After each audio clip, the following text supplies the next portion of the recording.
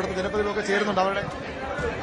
പക്ഷെ ഒരു പേഷ്യന്റിന് പോലും ഒരു ബുദ്ധിമുട്ടും ഇല്ലാത്ത തരത്തിൽ തന്നെ ഇവിടെ എല്ലാം സജ്ജീകരിച്ചിട്ടുണ്ട്. അത് പ്രത്യേകം അങ്ങോട്ട്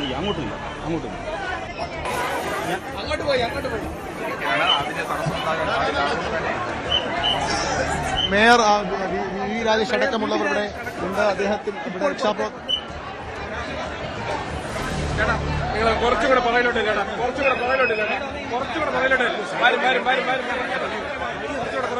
മേയർ വി രാജേഷിന്റെ പ്രതികരണത്തിലേക്ക് ഞാൻ പറയാം. ആദ്യം നമുക്ക് മീഡിയ കാണാം. ആദ്യം എല്ലാവരും ഒന്ന് സൈഡിലോട്ട് നിന്നാലേ അവിടെ കുറച്ച് രോഗികളെ മാറ്റിയാണ് കുറച്ച് എക്യുപ്മെന്റ്സ് മാറ്റുന്നുണ്ട്. നമ്മൾ ആ കേസ് കൊടുത്തിരിക്കുക അങ്ങനെ കുറച്ച് പിറകോട്ടിരിക്കും. നിങ്ങൾ കുറച്ച് പിറകോട്ടിരിക്കും. എല്ലാം പറയാം കുറച്ച് സൈഡിലോട്ട്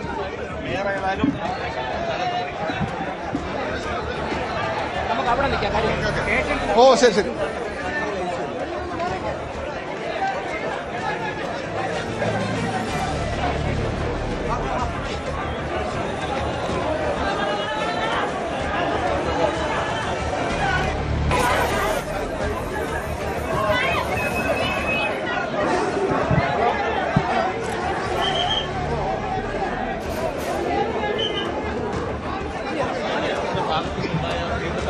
പറയാം. ആശങ്കകളൊന്നും വേണ്ട.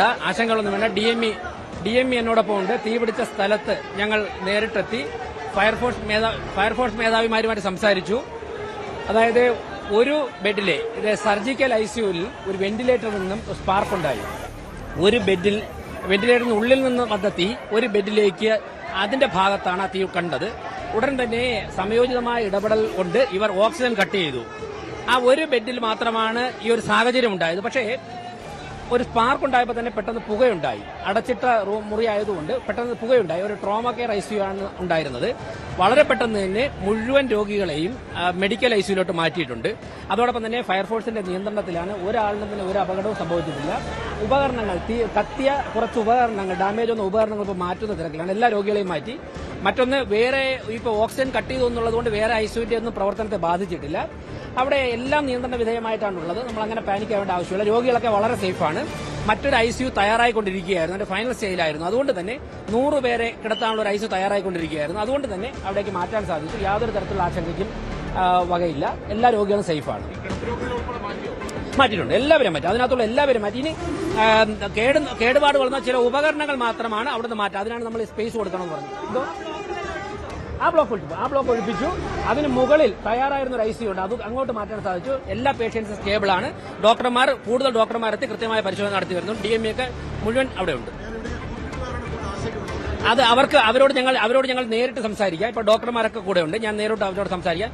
മാധ്യമങ്ങളിലൂടെ ഈ വാർത്ത കണ്ടിട്ട് പല സ്ഥലങ്ങളിൽ നിന്നും ജനങ്ങൾ വിളിക്കുകയാണ്. അവർക്ക് വേണ്ടിയാണ് പറയുന്നത്. എല്ലാ ഡോക്ടർമാരോടും ഫയർഫോഴ്സ് മേധാവികളോടും സംസാരിച്ചതിന് ശേഷമാണ് പറയുന്നത്. ഒരാശങ്കയ്ക്കും വകയില്ല. രോഗികളൊക്കെ സേഫാണ്. എല്ലാവരും പരിശോധിച്ചുകൊണ്ടിരിക്കുകയാണ്. അവിടെ ഹൌസ് സർജന്മാരുണ്ടായിരുന്നു. അവരുമായിട്ട് സംസാരിച്ചു. അല്ല, അങ്ങനെയൊക്കെയുള്ള സാധ്യതകൾ പലരും ആശങ്കപ്പെട്ടു. പക്ഷെ ആ ഒരു വെന്റിലേറ്ററിൽ മാത്രമാണ് സ്പാർക്ക് കണ്ടത്. ഇനി സ്വാഭാവികമായിട്ടും ഡോക്ടർമാർ ഇത് കണ്ട സാഹചര്യത്തിൽ ടെക്നീഷ്യനെ വിളിച്ച് എല്ലാം പരിശോധിക്കുകയാണ്. എല്ലാ ICUവിലും ഇത്തരത്തിലുള്ള ഉപകരണങ്ങൾ ചെക്ക് ചെയ്യുന്നുണ്ട്. മെഡിക്കൽ ICUവിലോട്ടാണ് മാറ്റിയത്. ഇനിയിപ്പോ ബാക്കി നമ്മളെ ട്രോമ ICU ബാക്കിയുള്ള ICUസിലേക്ക് റെഡിയായിക്കൊണ്ടിരിക്കുക. 100ഓളം ICU നമുക്ക് ഇമ്മീഡിയറ്റ് ആയിട്ട് ക്രിയേറ്റ് ചെയ്യാൻ പറ്റും. ഇവിടുത്തെ എല്ലാ വെന്റിലേറ്ററും ഷിഫ്റ്റ് ചെയ്യുന്ന മുറയ്ക്ക് പേഷ്യൻസ് സ്റ്റേബിൾ എല്ലാവരെയും മാറ്റും. അത് നമ്മൾ ഇലക്ട്രിക്കലായിട്ട് അതെ വരുന്നു. ഞാനൊന്ന് മേലോട്ട് പോവാം. ഞാൻ ഒന്ന് പോയിട്ട് വരാം. അവിടെ ഉണ്ടായിരുന്ന എല്ലാവരെയും പെട്ടെന്ന് മാറ്റാൻ പറ്റിയത് മെഡിക്കൽ ICUവിലായിരുന്നു. അവിടെ ഒഴിഞ്ഞ സ്ഥലം ഉണ്ടായിരുന്നു. അവിടേക്ക് മാറ്റി. ഇനി ഓരോരുത്തരുടെയും കണ്ടീഷൻ അനുസരിച്ച് അതാത് ICUവിലേക്ക് മാറ്റാനുള്ള പരിശോധന നിരവധി ഡോക്ടർമാരോട് നടത്തിക്കൊണ്ടിരിക്കുകയാണ്. എണ്ണവും ബാക്കിയെല്ലാം കൃത്യമായിട്ട് പറയാം. ഇതൊരു പ്രാഥമികമായുള്ള ഇൻഫർമേഷൻ തന്നാണ്. ആശങ്കപ്പെടേണ്ട ആവശ്യമില്ല. സംസാരിക്കും. ഇപ്പൊ തന്നെ ഏറ്റവും ആശ്വാസകരമായ വാർത്തയാണ്. ആശങ്കപ്പെടേണ്ട സാഹചര്യമില്ല. മെഡിക്കൽ ICUവിലെ ഒരു വെന്റിലേറ്ററിൽ നിന്നാണ് ഒരു ബെഡിലേക്കാണ് തീ പടർന്നത്. അത് അപ്പോൾ തന്നെ ആ തീ അണയ്ക്കാൻ കഴിഞ്ഞു. മാത്രമല്ല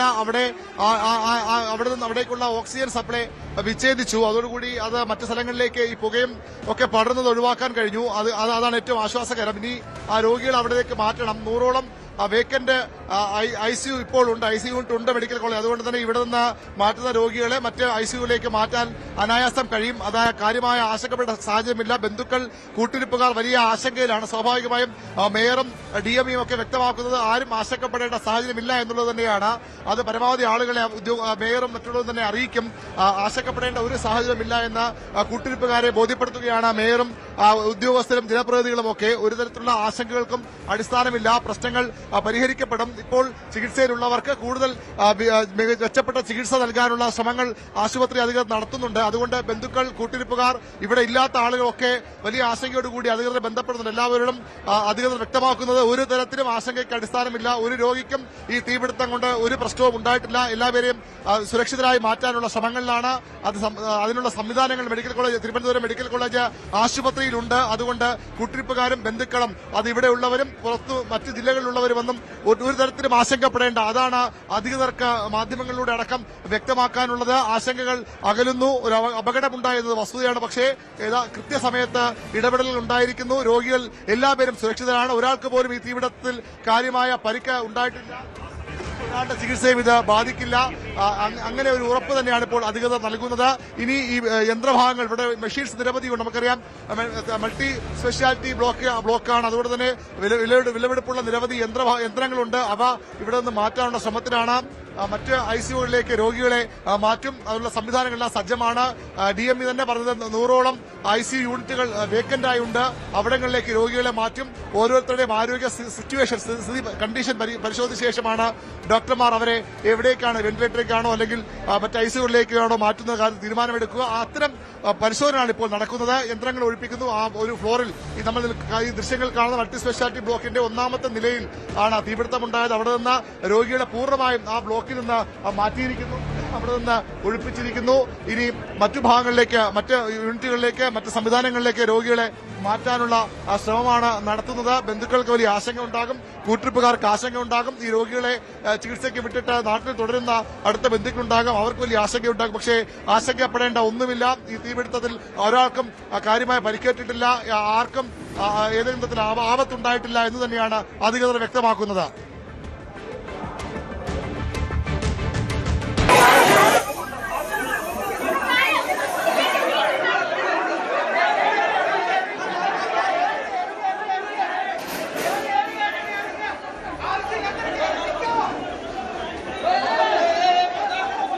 തിരുവനന്തപുരം. കൂടുതൽ വാർത്തകൾക്ക് News 18 Keralam YouTube channel subscribe ചെയ്യുക.